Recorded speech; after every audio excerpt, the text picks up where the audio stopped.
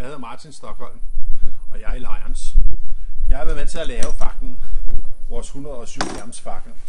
Når I skal bruge den til jeres aktivitet, tag fakkelholderen ud, faklen, sæt den i holderen, tag jeres Lions mærke ud, sæt den nedenunder den, tag beholderen, tag lyseslukkeren over på faklen, sæt den her på holderen bagved.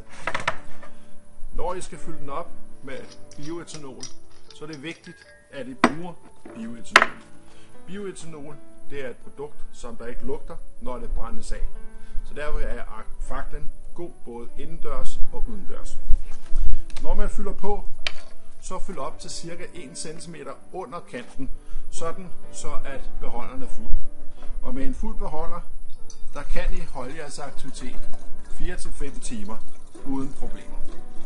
Når beholderen den er fuld, så tager jeg og fylder jeres væge på ned i beholderen. Sørg for, at den bliver søbet godt ind i bioetanolen. Vi må gerne vende den om, for at bioetanolen den brænder til, så at vægen den bliver rigtig god våd. I kan eventuelt røre lidt ved den, og så op i holderen og tænd faklen.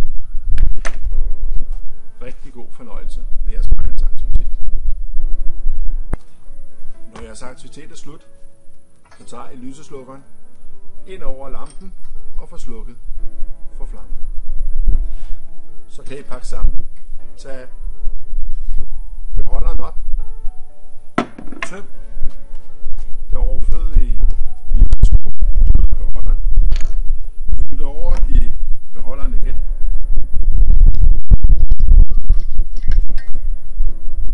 Sådan så der ikke er noget bioetanol i beholderen, og bliver transfereret videre.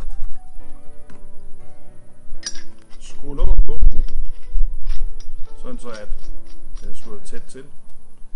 Sæt flammeslukkeren på, ned i kassen.